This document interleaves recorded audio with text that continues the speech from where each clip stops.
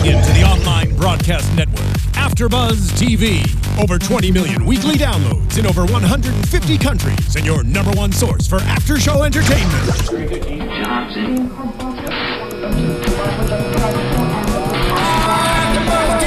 AFTERBUZZ TV, the destination for TV superfans. Producing after shows for over 300 of your favorite TV shows. Interviewing celebrities and showrunners. And bringing you behind-the-scenes exclusives. All thanks to E! Entertainment's Maria Menounos, producer Kevin Undergaro, and internet leader Kaufmann.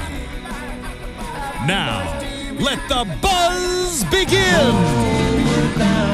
Hey guys, welcome back to AfterBuzz TV's Leftovers After Show.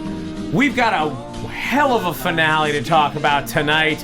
I live here now, and you live at AfterBuzz TV. I guess we live at AfterBuzz TV. Really, I don't leave. Weeks. This week I have 7 shows, so I really do live here at AfterBuzz. Thank you so much for joining us for this season finale, and I'm calling it a season finale. Season, not series finale of The Leftovers. Let's get into it. I'm your host, Zach Wilson. You can tweet at me throughout the week, throughout the show, at @ZachWilson.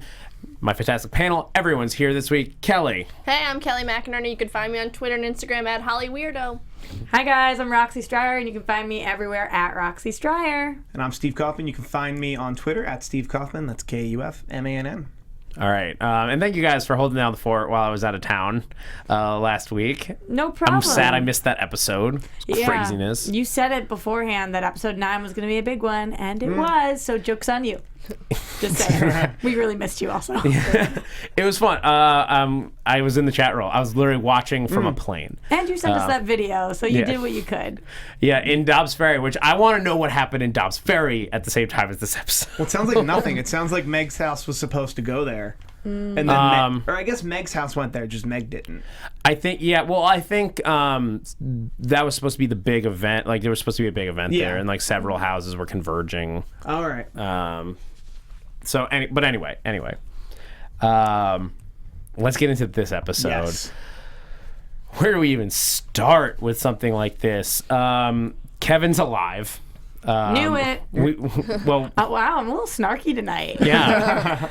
I mean, called that. we did know it because we watched him be alive 2 episodes ago. Yeah, that's also true. But I had faith the entire time, and even tonight when everybody else via the internet was like, he's dying again, he's dying all over, I was like, no, he's a fighter. I was shouting at my TV throughout the episode, somebody go check on Kevin. Why is nobody helping Kevin? I thought that maybe John would go back to look for Kevin. Yeah, I did too. Or at least alert somebody. Hey, a guy got shot. But he was shot in the stomach, which is like one of those painful deaths, but you can survive for like an hour or 2. No, but when John Says finds Reservoir him, Dogs. when John finds him, John says, I killed you. So John wasn't thinking he could survive for an hour or 2. John was thinking he was already dead. Do you guys think, like, now, when every time he, like, almost dies, he'll just go to the hotel and do something weird, like sing a song and come back to life again? I hope they don't go to that well too often. Yeah. I was so happy to go back to the hotel. I also felt exactly how he felt, and it's okay because you do this on the show all the time. So when he said, motherfuckers, and just starts like screaming, I'm like, oh my God, that's exactly how I feel. Like, how did we get back to this place? What did you do, Kevin? That was so awesome, though. And you made a really great point about when he said that line that I loved, that he was kind of like speaking for the audience at that point, like exactly how we felt. Like, oh my which God, line? When he screams. Just the motherfucker. Because he wakes up in that hotel room. We watch him get shot, and then a bunch of stuff happens, and then we see him wake up in that hotel room, and then he realizes he's in that hotel room just at the same time we as the audience do, and he looks in the mirror and he's just like, motherfucker. Yeah, in the sense of like, we're back in this hotel, none of us can explain. As soon as I saw the water start to move as like he sits up, I went, we're back in the freaking hotel. I know. At first, I thought we might be getting him like waking up in like a hospital with the sink and everything, but then they did it just the same way with small differences. He slides out like a baby being born out of the bathtub, but this time there's blood on the floor. If you notice, there's blood, like wet blood on the ground underneath him. He's panicking. Gunshot. Yeah. So that was a nice. He wasn't bleeding, but there was blood in the water. So I thought that was a nice touch. Yeah, that was interesting. And then it was also interesting that the first move he had was running to the TV, talk to his dad, which wasn't his instinct last time. Now he knows he's there. He's smarter about this all. He's picking up the pieces. I know how this world works. Yeah. I know how this hotel operates, okay? It's my second time here. I'm picking out a different outfit. I'm not doing the assassin thing again. So I thought that was interesting that he now, like, without hesitation, was like, Dad, where's my dad? He's the one who can help me here. So he's really come full circle on his dad. Yeah, but Dad wasn't smoking peyote or whatever Maori drug he was on in the last episode, so he couldn't get through. Or maybe he could, but the remote wasn't working or whatever. The remote didn't have batteries, but the remote, that was the remote thing. turned The remote the turned the TV TV on. without batteries. I mean, that's just, it's not. I'm pretty sure that's not the thing we can get hung up on when he gets shot and wakes up in this hotel room. Yeah. When the remote didn't have batteries. When this is jumping a little ahead in the hotel, but when he does go down, did you guys think him singing a song would actually make him wake up again, or were you like, this guy, who obviously we'll talk about who the guy was, but this guy's messing with him? I did think it was going to bring him back. The way that the world works, and this guy was his guide. Last time. If Patty is his nemesis, this guy seems to be his guardian. I thought at first he was messing with him, but then I was like, there's not much time left in the episode. Yeah. I feel like That's part of it. just like That we got a pretty much hour-long episode. Yeah. And now we're at the hotel, and now there's like some loose ends to wrap up. I was happy they weren't as on the nose with the woman who sang before him. Like, I thought she was gonna sing, and then at the end, like, she was gonna disappear and the mic was gonna drop. And I'd be like, that would be a little on the nose. That would be a little much. Because then we're not testing his faith either. Well, when we saw a blonde woman start to crawl up, I thought it was going to be Mary for Me a too. split second. I was like, what does that mean? And we'll get into Mary and that whole thing. I had the exact same thought, and then when it wasn't, I was like, well, who is this girl? Have I seen her before? What does she mean? And then you I start, don't like, think thinking we to was. yourself, I think it was just like it. I don't want to call it poor shot because it just was unintentional that she happened to not be facing us. But I don't think it was an intentional. oh no, I absolutely decision. think they wanted us to think it was Mary for a Oh, second. you think they were trying to mess with us? Yes, absolutely. Bastards. And they win every time. They do. Every. All right. So from there he comes back after singing "Homeward Bound," which we opened up to. Great song. Yeah. I like that they hid it from us for a moment. Like they were blocking. They intentionally framed it out with every shot until we could just see Garfunkel and Bound and put the piece together. But this was a really emotional scene. I mean, I personally really loved the performance from Justin Theroux. And just the way that they matched it up with him singing, the lyrics, and like everything that it meant to him, and just watching him sort of listening to him singing and the power of music forcing him to be emotional because he has to sing a song, and sort of in that moment he confronts a lot of his life and his story through that song. It was a really powerful moment, and especially the way that it was directed with just the single shot, extreme close up with the blue light from the stage hitting him. It was intense. It was a very well constructed moment. In addition to the acting and the direction, the editing was brilliant there. The way that they were jumping to pieces of his life that weren't necessarily like the major moments, but kind of just the little moments and bits of his family that we've seen before, and everything he was thinking and how hesitant he was to go on stage. And then when he did, I felt like it was almost like this release for him. Like that was his therapy of the night. I thought it was perfect. I thought that they did a perfect job in this scene. I think we could see like the realization on his face as he's singing like Homer, like he's gonna go home. You know, he's realizing it's gonna work. I think, or he's scared. But his actual performance of the song. Yeah. I mean, I've heard better. You mean vocally? Like musically. Like I have a frog in my throat this week, and like that's what I would sound like. But I think that was intentional, because even if I'll bet you Justin Theroux could like belt out an amazing Homeward Bound, but Kevin Garvey couldn't. And I thought that was great. I thought we could take a look at some of the lyrics to the song, because I think it was a very intentional choice. Like, tonight I'll sing my songs again. I'll play the game and pretend. It's exactly what he's doing on stage. All my words come back to me in shades of mediocrity. Like emptiness and harmony, I need someone to comfort me. The usage of music in this entire season has been so spot on. Like, whether it is this or the Pixies or whatever it is, and always bringing it back at the perfect moment. I just think that they knocked the music out of the park. And it was mentioned in the chat from Mastery Fry Lock 15. The song was specific as well. The wheel stopped abruptly at that song. So that's interesting to think that the woman before probably stopped abruptly for her. So to each person, there is a different song. Maybe this is the song that allows you to release and go home, or something more to that. And just like if the Australian man, who I want to call David Burton, even though we don't have any confirmation that it is, but it, like, David Burton being the immortal man, the man who claims to be immortal from Perth. I want to say it's him, but like, I assume that he made it stop on that song. I imagine he's either in control of this world, this realm, or is just Kevin's guide or his guardian. The lyric that really stood out to me the most, though, and like really, I think this is probably where the song was chosen for, is just, each town looks the same to me. And by the end of this episode, Miracle, or Yarden, is in the exact same state that we left Mapleton in a year ago. It is burning. There are people, like, the town is just in shambles because of the guilty remnant and what they did.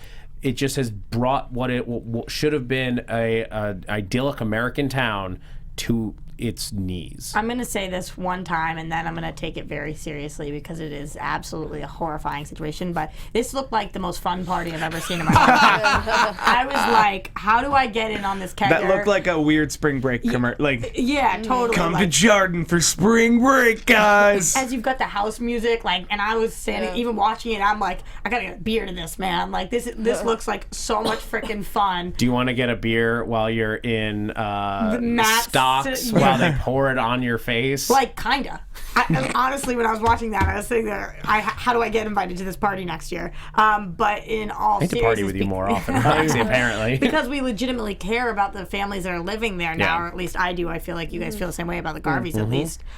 Then you realize, oh my God, this town is destroyed. It will never be the same. They could never possibly make this town be Miracle again. It will now be Jordan, because it's no longer Miracle. This doesn't happen in Miracle. Yeah. Well, not to mention Miracle's the national park that is supposedly being protected by park rangers who just let the guilty remnant in. So, well, they didn't let them in. I know. They were overpowered. But I mean, the National Guard, I'm assuming, is on their way. I was thinking Eye Patch Lady from like episode 2 or 3 was going to have to come in and take down the guilty remnant. Well, that's the thing, is I think that you do wind up with the people from that organization coming in. We didn't deal with them a lot this season. They were very prevalent last year, but we didn't deal with them a lot. I would imagine that they would be heavily involved because this was a guilty remnant plot. But even if they are able to come, even if the National Guard comes or whoever comes to get these people out, it will still never be the same. That's true. Because they got in the first place. Yeah. How are the people of Miracle, the whole thing has been feeling safe here. How are they supposed to feel safe when you, over a bridge, are watching a baby get trampled? Like, nothing is less safe than that. Yeah. And that's really... Let's dig into... we can come back around to Kevin's story and how the episode ended in a little bit. But let's talk about the guilty remnant in this episode, because I think that'll get us back to that place. With the girls, Evie and the two others, Meg drives them onto the bridge, claiming that they have a bomb. And this 35 pounds. 35 pounds of plastic explosive. That's a lot. Well, that's what she was accused of having. Yeah. By the council.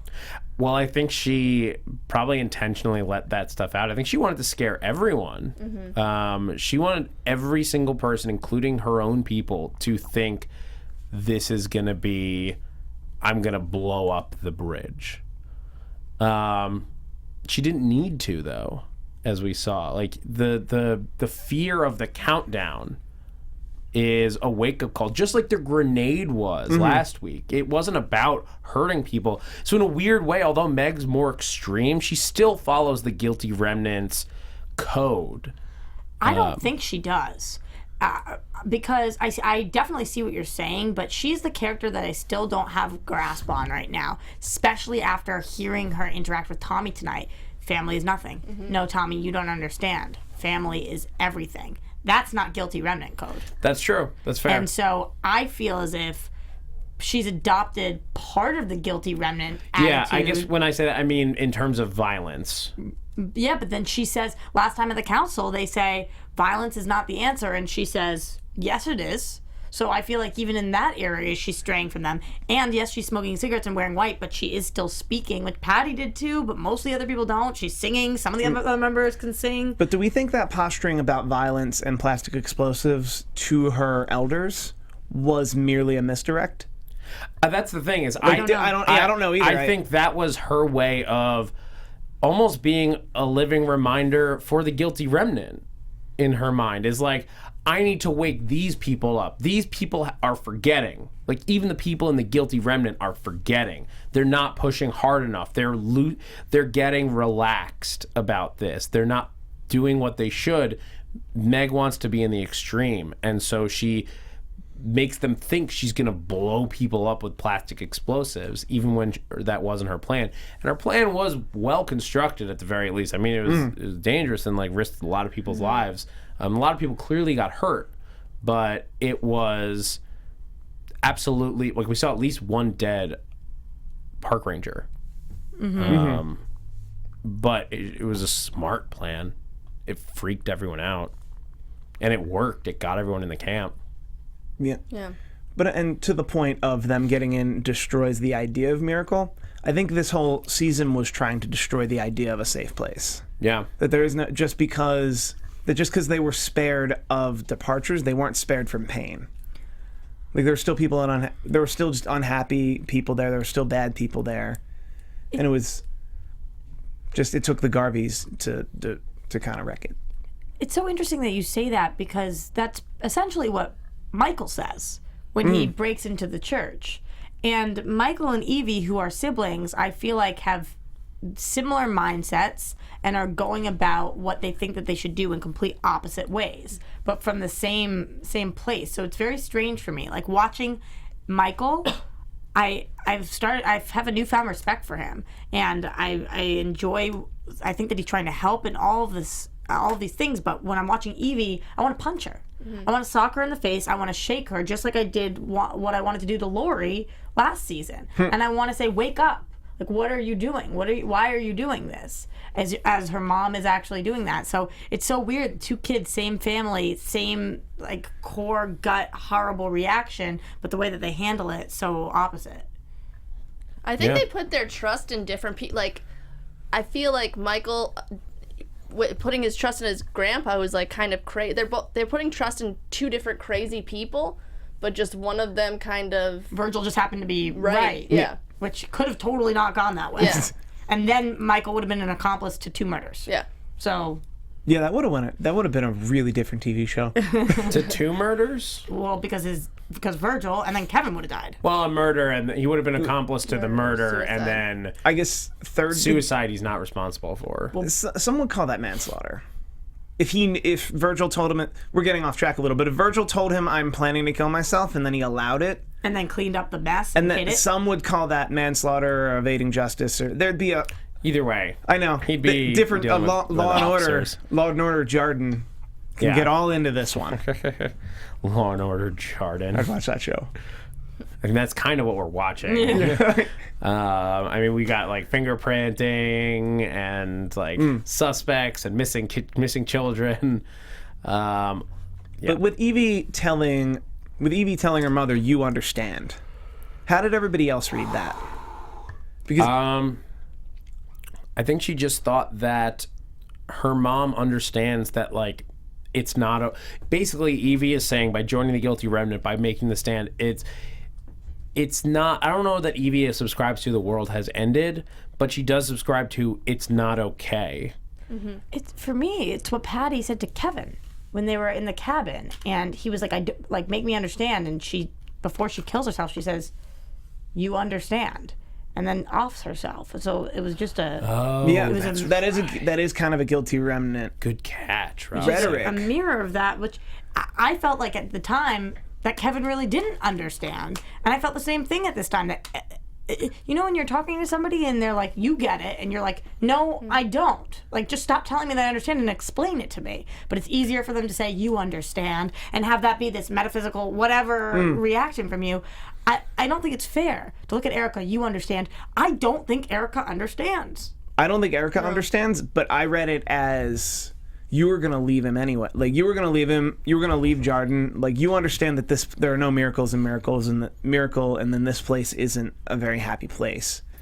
That's how I read it. Is you understand why I wanted to leave. You were about to leave. DWI Guitar in the chat says Erica knows what it's like to want to leave your family because you're not happy. So I get that, but that's not what Evie did. You understand why I left is so different than you understand why I'm on a bridge about to Conceivably below the bridge, or get everybody into town, whatever it is.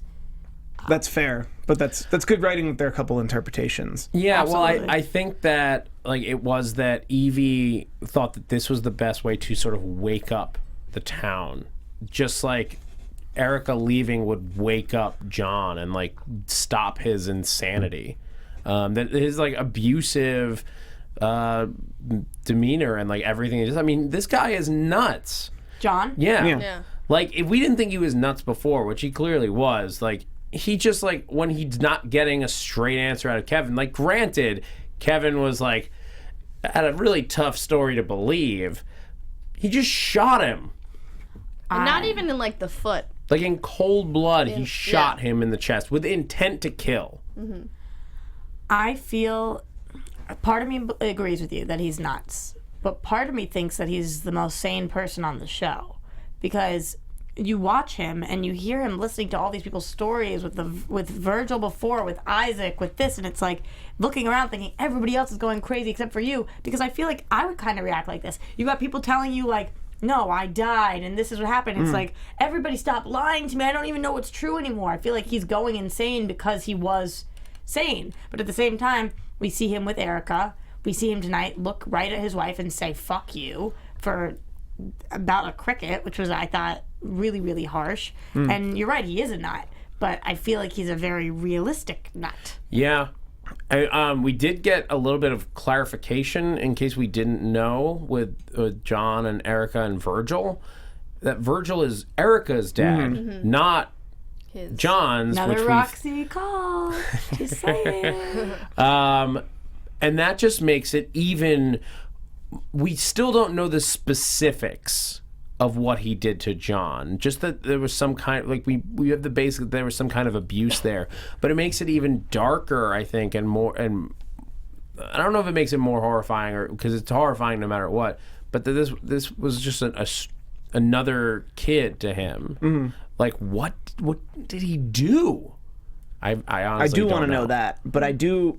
I don't know that it matters. Virgil I don't know that we need to know, except that it was something horrible. Well, he says he was abusive to John. I think that he was abusive to John. I don't know whether that's physically or sexually or what, but clearly it struck a chord with John when Kevin says to him, "I know what he did and I'm sorry." And he's like, "You don't know anything. He didn't do anything to me." He did do something. Yeah. I like that this episode showed John, because John, I kind of compared him this whole season to an atheist, where he thinks no science can explain everything, there are no miracles, and everything can be explained. And anyone who's saying anything different is wrong, which is its own form of faith and belief. So this episode, we saw that unravel. Yeah. Whereas, "I shot you," he was or "I killed you." Nope.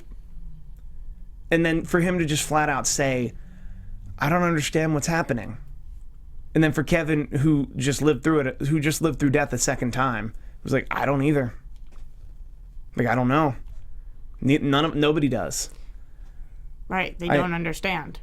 Yeah. I thought that was the most moving scene of the entire episode, is they're both sitting there, and John could have smothered Kevin in that moment.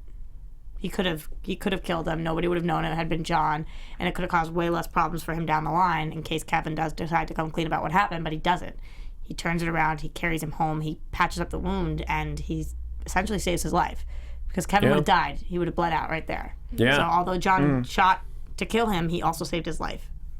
Because literally motivation. 2 minutes later, he realized that the reason he shot him was not False. justified. Valid, Like, Like literally, you tried to murder a man and then like realize. I mean, that's a terrible moment as well. Like realizing like, because I think he almost forgot about Kevin up until that moment when he walks in on him. Like he walks in, oh God, I killed Kevin. That's right.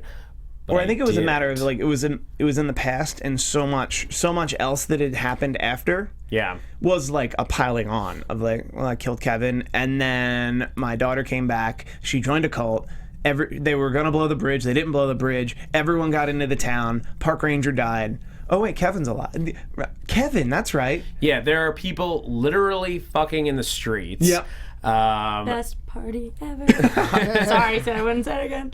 That wasn't even at the party. That was just on the outskirts of town. Yeah, that's a good party too, though. Guys, you have Roxy. It's the pregame. You have Roxy on Twitter if you want to invite her to a rager like that. She flies. She flies to those kind of ragers. Mm-hmm. All right, this is watch out for Roxy. Got weird. Yeah. This got weird. All right, so other things that are happening in this episode. Let's talk about Mary. Oh my God, Mary. Did anybody think for 1 second when Mary woke up, was anybody like, is Nora going crazy? I thought I was waiting for dream sequence or fake out or like Nora having the same experience as Matt. You're right. Yeah, I was for almost the entire like the first like 30 minutes, like basically up until even once they got to Matt. Same. I was so skeptical. I was still like, this is gonna turn around. This is gonna flip, and it's gonna hurt. When Matt says, is this real? And then I was like expecting her face to just be stone cold, and then I was like, oh no, Nora. Just to give you guys a window, my notes for this sequence. WTF, and then 2 question marks, an exclamation point, 2 more question marks, 4 exclamation points, all capital letters. She's awake. It's real. Is it? I trust nothing. Feel that. This was spoiled in last week's teaser. To like next week, we saw Mary very briefly awake, but that could have been from any other context. Yeah. But the background was clearly from outside of town. So for her to wake up inside of town and then head outside of town, it was a lame thing for me to figure it out that way, where I was like, well, I haven't seen the shot from the thing. I thought she's alive. I thought with the second earthquake, because there was another earthquake right after, I thought she'd go back to sleep again. Oh, that would be Right. bad. Yeah. That was scary So- too. Yeah. It's a good point you bring up because we can't really talk about Mary waking up without talking about these earthquakes. Yeah. Or the timing of these earthquakes, or Kevin falling down during the earthquake as they come back. What's with these earthquakes? These are, I mean, they have mentioned in the season that Yarden is, I guess, on a fault line. It is prone to earthquakes. So it's not like it's just randomly happening. They've mentioned that the area is known for it. But they also talked about what we thought was a crack in the ground from an earthquake was actually a gas leak, and that there's different things that are going on down there that are cracking the ground. So Fracking. Yeah, exactly. So maybe not all of these are earthquakes, or That's true. Fracking is known to increase earthquakes. Usually not to this level. These are very big earthquakes to knock someone to the ground. Granted, he's not like really good on his feet at that moment, but so this is the second and third earthquakes this season, because the first one obviously being the one that cracked the lake, which we saw at the beginning of this episode. Oh, how awesome was that opening with the we watch the whole sequence go down with the girls, and then Kevin as the water breaks. This is basically Kevin's memory playing out. We're watching the water breaks, and the sound effects and the visuals carry over as he climbs out of the ground. Yeah. That was a brilliant piece of editing. part of me hating Evie so much. what do you do when you watch somebody committing suicide? Yeah. If you guys were standing there and you watch somebody tie themselves off and drop the cinder block, I go after them. Yeah. He seemed to be of right mind and body in the one look of his face we got. Even if they are I know. in And right mind or she body. knows that he has like 2 kids, you know? She Right. knows it at that time. But she's in the guilty remnant. Like, she doesn't care. The world is over as far as the guilty remnant is concerned. So it doesn't matter if people kill themselves. That's why again, my hatred for Evie was growing here. Yeah. This was her first, like, oh my God, she's not who I thought she was. Yeah. Did like how she almost tried to break with Erica. She kind of like her mouth was quivering, but yeah, I don't like her either. She wasn't. Yeah, she wasn't stone cold in that moment. It affected her. Yeah. Don't hate the cult member, hate the cult. But it's so weird is that these visions, these interactions are coming back to Kevin now that Patty is gone, because he didn't remember seeing Evie until he came back from the hotel. Now that he's back, he remembers it. So does he remember all of the times he sleptwalked? What else is going to come out about that? I think the idea is that climbing out of the ground reminded him of that memory of climbing out of the water when the earthquake. Oh, that's hit. not how I interpreted it. Interesting. That's how I saw it. Is that when we watched it, that was him reliving And that was a clever way of showing us what we didn't see yet, too. Yeah. But that he remembered that moment and only that moment on the way back up from that hotel. What did you think about that, Kelly? I thought wasn't he on the bottom? Didn't he wake up on the bottom of the floor with the Cinder block? Yeah. So I don't know. I didn't think of that it was the mirror image, but it wasn't a pure mirror like he was climbing out. But because it seems like had there not just happened to have been an earthquake that drained the whole lake at that exact moment, he would have went to that hotel and gone through what he was going through anyway. Would he, or is That's it when I don't know. because he didn't take the magic liquid that Virgil gave him, so he might have just straight up died. But that was what Virgil had told him to do. Yeah. Initially, it was like you have to die. Yeah. This is interesting from Brandy in the chat. Quake saves Kevin from drowning. Quake when Kevin rises from dead. Quake when he comes back after singing. Yeah. They're all All the little earthquakes Kevin are related. him coming. Maybe Yeah, that's when people come back to life. Either you've got somebody looking out for you, or that's one powerful adversary. Yeah. This lends credence to like maybe it's David Burton. Brittany says like, Quake when Mary comes back, right? So that Quake when anyone comes back to the world. yeah, Yeah. which 'cause she was Mary in the hotel. Yeah. So There's- that breaking the wall between the hotel, the other side, and the real world is enough to make the entire Earth shake, or at least this area. Okay. That seems like a reasonable connection there, and it just especially plays into the.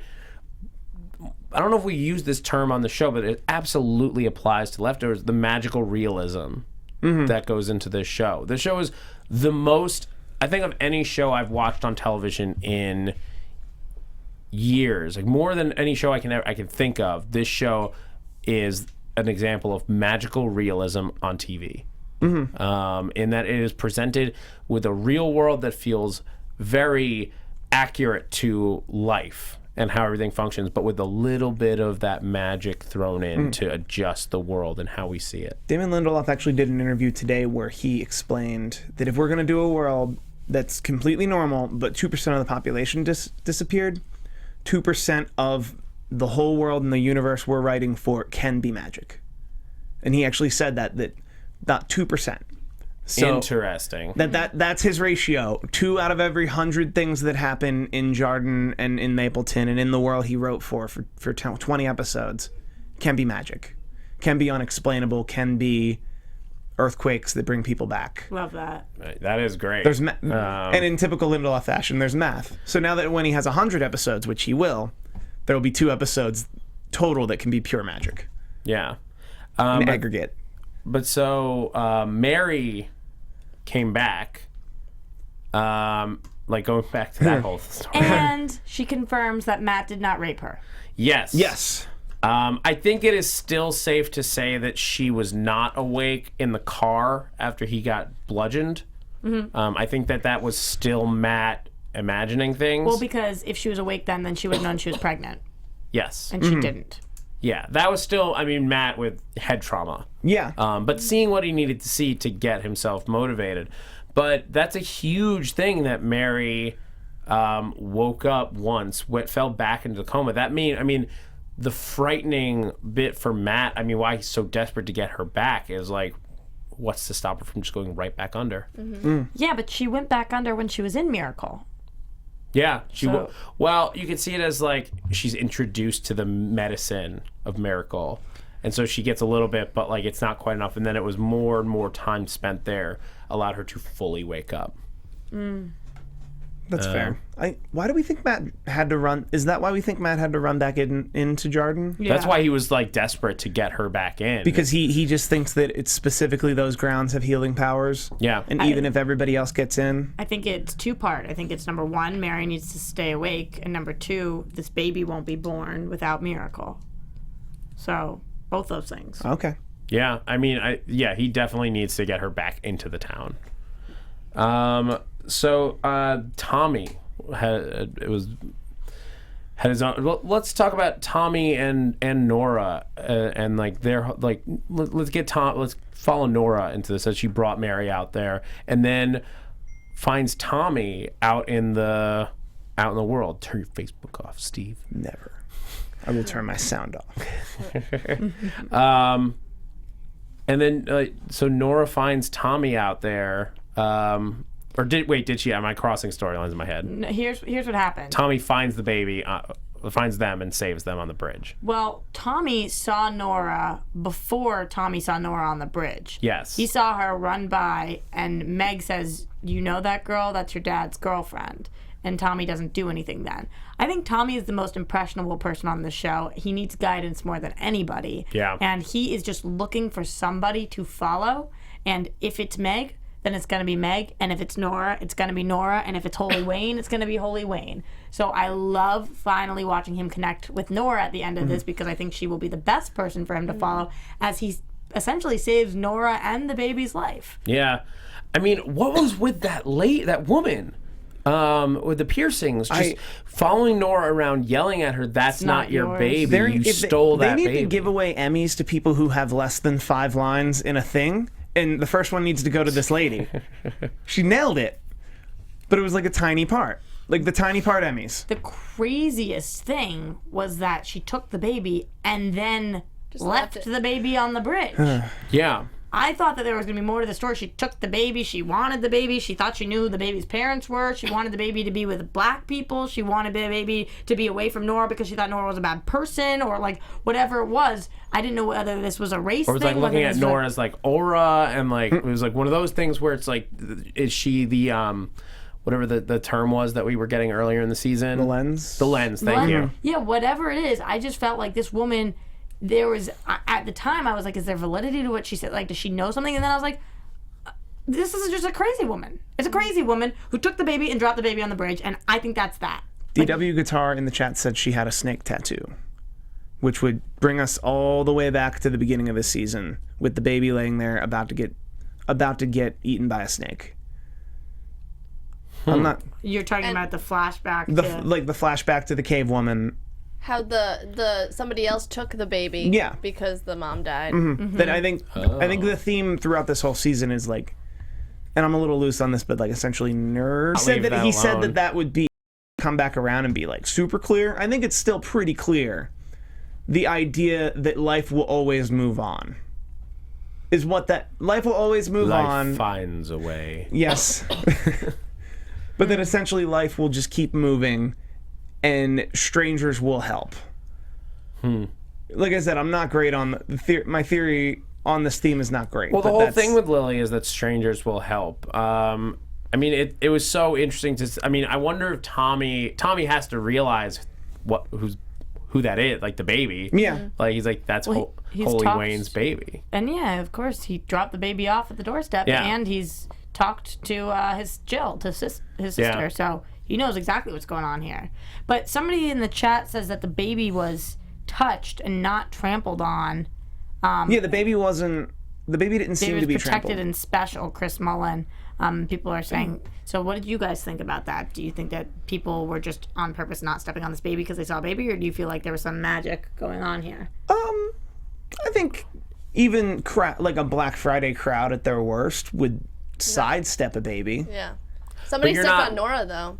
Several people Yeah. stepped on Nora. That's the thing, is like, it's not even that you are like actively like, I don't care, I'm gonna step on that person. It's you're running ahead towards something and your eyes are focused on what's ahead and you're not looking at the ground. That's how people get trampled, is when you're not looking at what's beneath Right. your feet, because there's so many people around you and you just don't notice. And a baby is very small.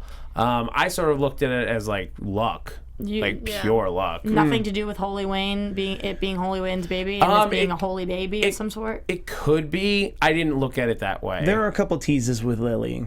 There was also, I guess it would have been episode 2, where Lily touched the pie, and it was such an orchestrated and blocked way that I was like, are they implying that Lily blessed that pie?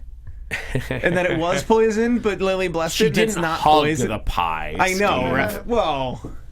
Any stuffed animal that Lily has just becomes very holy and powerful. Like, I think they like to tease that a lot with Lily, especially because of who Holy Wayne was. We have a correction from the chat from Brittany Brooks, who says, I think a Black Friday crowd would squish a baby so quick. Kind of agree, Brittany. I stay out of those crowds. So That's I what wouldn't those know. shoes look like and what the discount was, just saying. I watched a video of a woman rip something out of a child's hands. So yeah, I would believe it. Okay, so yeah, I think you're spot on, Roxy. Just to go back a step, like with Tommy, he needs a guide. He needs someone to help him, and not Meg. Oh my God, not Meg. I think he realizes after he starts to follow the people who are like, he's like, no, this is not the right person. I'm trying to look for a good person. Because I think that's why he just like left his mom and then Meg. Well, also, if you were going to choose someone to follow, I think Nora would be. Like, is Nora out there? I'll follow her right now. I feel you. The Church of Nora. The Church of Nora. Well, I was surprised Matt hadn't picked up any disciples out in the thing where he's like, no, my brothers and sisters, don't do it. He's like, no, I'm just getting my wife to save me. These people won't hurt me because they were my brothers and sisters, but now we're good. I just need to get in a miracle. Yeah. I mean, he takes advantage. I mean, he doesn't think it should be shut. I think he's lived out there long enough to not think that they should be shutting the park. Yeah. I mean, a town should have order for the people who live in it, but I'm sure that'll happen. Well, they'll come in, they'll restore some sort of order, but I don't know that you could restore it to exactly what it was. It'd be too easy at this point to just like recreate the scenario. I guess storm the gates. we never know. If we do get a season 3, which I'm dying for, we could end up in a different town again. We have a tendency to do that on this show.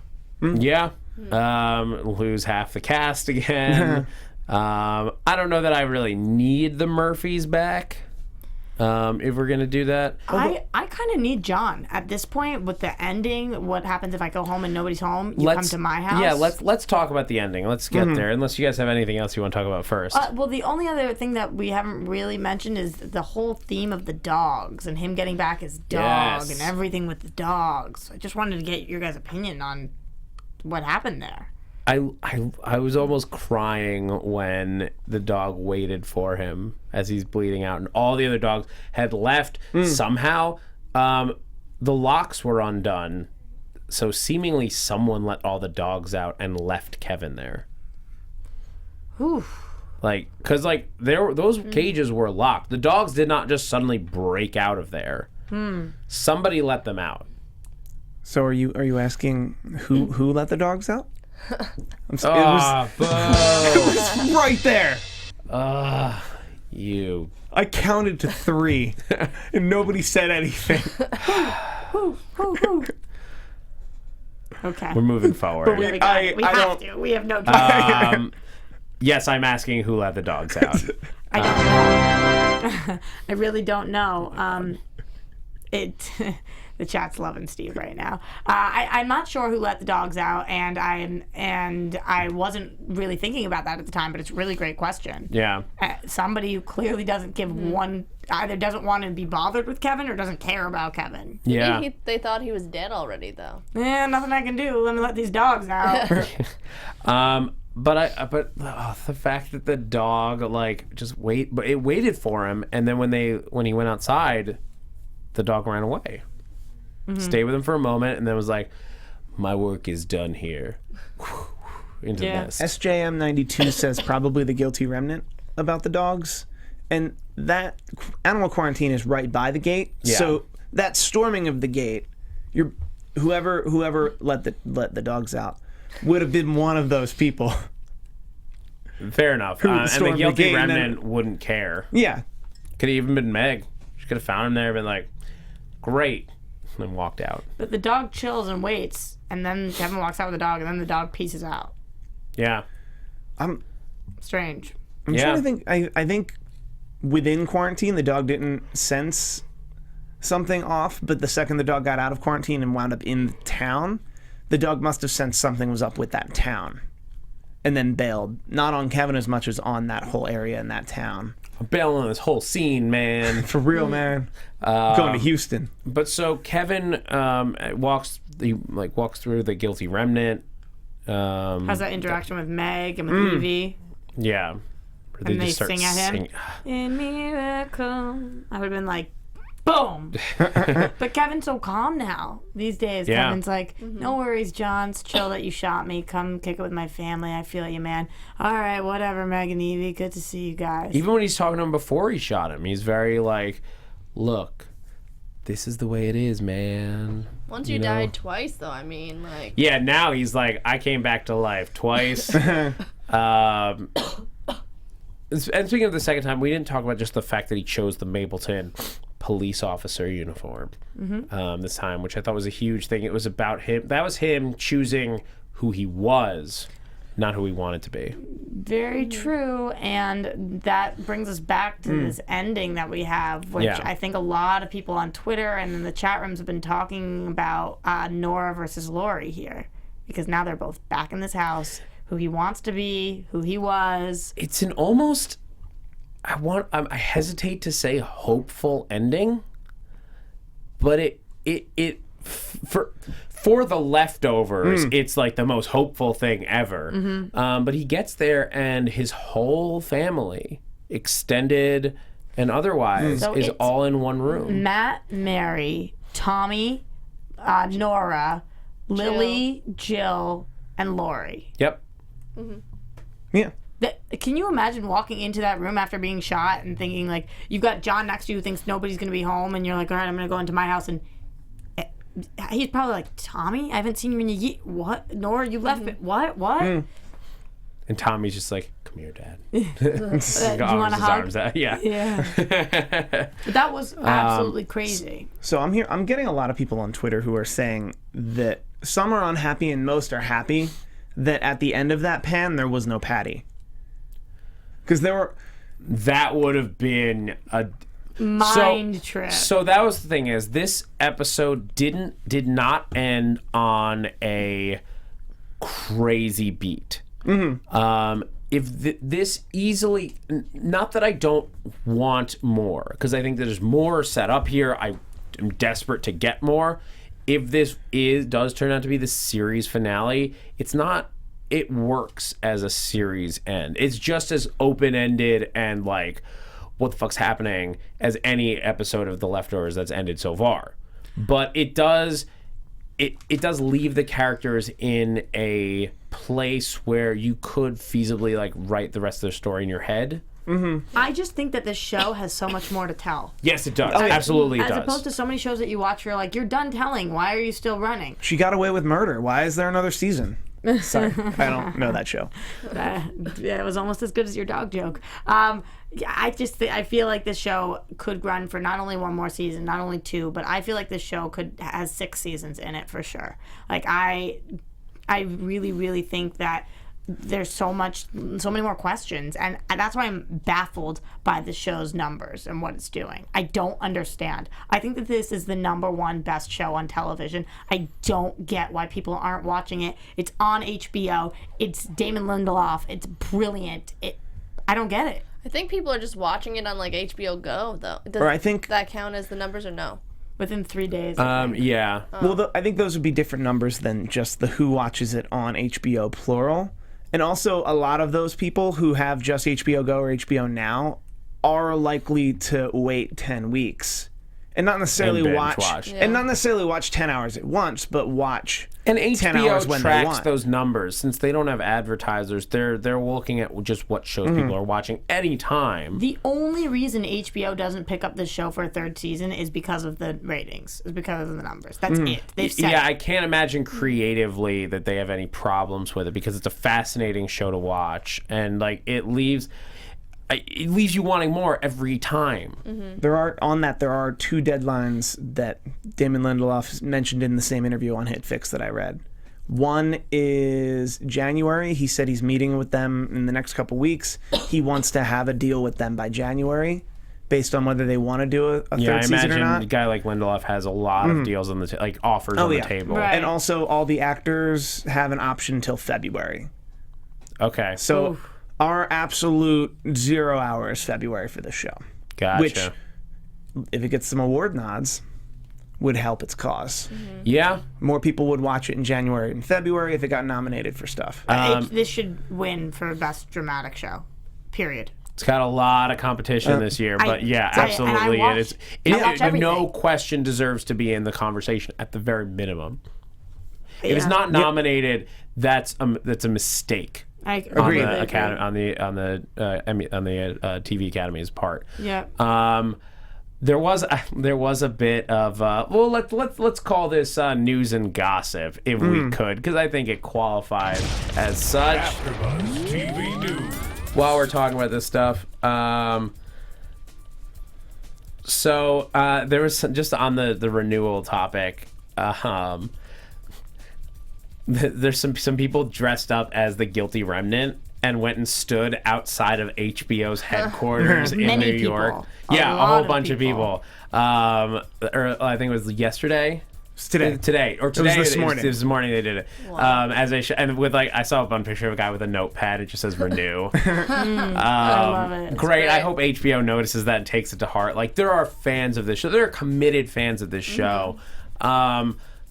Ways that we can help, I guess, just hashtag renew leftovers. Like, we can try to get that going. Leftover season 3. The leftover season 3. Tweet at HBO. Like, all the different ways. I read this article on THR that Damon Lindelof was talking to him, saying that he feels like that people aren't watching the show because it is so depressing and it is so sad, and that these days people just want happy, which that alone kind of depresses me. Yeah. I get that feeling. There are a lot of times where I just want a relaxing show. There are times where like Arrow is too like dark for me, But and I'm just like, I don't want that right now. Flash. But the or number something one like that. show, isn't it The Walking Dead? Yeah. And how is that not depressing? Because You there's know? zombies. That's the thing with The Leftovers, that, and part of why it's so tough is, like, yes, we have this magical realism bit about it, but it is also very, very real. You can't escape the fact that what these people are doing to each other is something that real people would do. The departure might be fake, and there might be questions about like what magical stuff is happening, but the things that people do wrong to each other is very real. Can we? This is not news and gossip anymore, but it's just No, my please. question. Can we talk about why Nora? Because Nora said she would come back if his voices were gone, if Patty left, and she doesn't know that Patty left. Why does Nora come back? I think she's scared. First of all, But she says, "You came home." You came home. Like, I Well- think she knew through the brain trust of the rest of that room, Lori and Jill and Tommy. Like, I think she knew from what they knew that if he comes back, he's probably doesn't have any voices anymore. no, nobody else knows about his plan. Well, not necessarily he's gonna like, but everyone kind of knows he's off to do something. if I'm Nora and I walk into a house that's Lori sitting in, I'm not sticking around to be like, you came back to me, baby. What? I mean, I will grant you there are questions after Lori's back. Yeah. Oh, sorry, Kelly, did you have a thought? I think it's just like because there was pandemonium. Like people are, it's just not the same town anymore. You don't know where everybody is. I don't think she meant like it as just like you came home. Thank like God we have you. You know. I read it as a combination of the fact that Mary woke up, big moment that like makes you reevaluate a lot of things. What's important in life. Yeah, and also like the town was burned to the ground and devastated, something that they both experienced not long ago. I think that both of those traumas together in one moment is enough to drive her home to, at minimum, want to check on Kevin. People are saying that this ending validated what Holy Wayne does because what people assume Kevin wished for is for his family to be together, and this is all of his families definitely together. That yeah. Which is very, very interesting. That's a great thought. Do I congratulate you or someone in the chat room? There was a bunch of people in the chat roll talking about it. All right, chat roll. All of you. Way to go. But I'll take your congrats. Yeah. Well, and I'll share with my friends in the chat. do you guys have any other thoughts on this episode, on the ending, the finale? Just makes me nervous because it seems like a lot of closure. You know. Yeah. That's the only thing. I think Lindelof was preparing. That's the struggle a lot of TV writers have when you don't know if you're coming back, is you want to close it out in case you don't come back because you don't want to have an ending that you hate. But you also want to leave room open to tell more stories. Speaking of like great shows on HBO, this strikes me like the second season of Newsroom in the sense where it's written like, no, we might not be back. Let's tie everything up. There was that other cool piece of information you told me about 1014. Oh, yeah. That this episode, or at least a couple folks on the internet were claiming that this episode ended on the East Coast roughly at 10:14 p.m. October 14th. Because it was an hour. Oh, it was an hour and 13 minutes. It was an hour and 13, so give or take some time, it would have ended at 10:14 p.m. Which is very cool. That is just cool. Yeah. Freaking Lindelof. Why do I feel like that one was incidental? Like, why do I feel like they had no intention? No, I don't think that they maybe I don't know that they necessarily set out to, but I'll bet you when they were noticed. close, they were like, we're at 75 minutes right now. Let's do an extra blink from cut Kevin. out, Yeah, like, or like cut out 2 minutes and get us to 10:14. Or change the length of that opening, which they have been this entire season. Yeah, Like more pictures, less pictures, when it happens. they could. They could make that runtime exactly what they need it to be. Yeah. And the whole, like, after he wakes up, it almost felt like an epilogue, too. It was very good. And I'm excited to see what the next chapter of The Leftovers looks like. Optimism, you guys. Yeah. Optimism. And I think that's going to do it for season 2 of The Leftovers here at AfterBuzz TV. Thank you guys so much for joining us, for coming back with us every week. It's been a blast to do it with the show. Thank you to this fantastic panel. Thank you, Kelly, for being the only person to come back with me this season. The only person that did not depart. Thanks for having me back. I thought you were on the panel. No. Thanks, Steve, for joining us. We always have a blast on the panel we post together. Roxy, this has been a blast. This is the first. I've known you for a while. This is the first panel we've actually hosted together, and it's been a lot of fun. I hope we get to do it again soon. Thanks for letting me join. I appreciate it. Yeah, it was fun. Thank you guys so much. Steve Kaufmann, in the meantime, where can everyone keep up with you? People can find me right here, right now, but also on Twitter at Steve Kaufmann. That's KAUFMANN. That's probably the last time I'll do that joke. I'm retiring that joke. No, you're keep not. alive. You're not. You guys can find me everywhere at Roxy Striar. I'll take one out of Steve's book and say that's ROXYSTRIAR. Keep talking to me about Leftovers because it's my favorite show on TV, and I'm going to need you guys until season 3. And I'm Kelly McInerney. You can find me on Twitter and Instagram at HalleyWeirdo. You guys can tweet me at Zach Wilson, ThatzachWilson, and a whole bunch of shows here at AfterBuzz next year. Stuff that Leftovers fans like. Better Call Saul is coming back in February. I'll be hosting on that again. Agents of S.H.I.E.L.D. this week. Jessica Jones, whole bunch of stuff. Guys, until next season, I'm Zach Wilson, and thanks for geeking out with us. From executive producers Maria Menounos, Kevin Undergaro, Phil Svitek, and the entire AfterBuzz TV staff, we would like to thank you for listening to the AfterBuzz TV network. To watch or listen to other after shows and post comments or questions, be sure to visit AfterBuzzTV.com. I'm Sir Richard Wentworth, and this has been a presentation of AfterBuzz TV. Buzz you later. The views expressed herein are those of the hosts only and do not necessarily reflect the views of AfterBuzz TV or its owners or principals.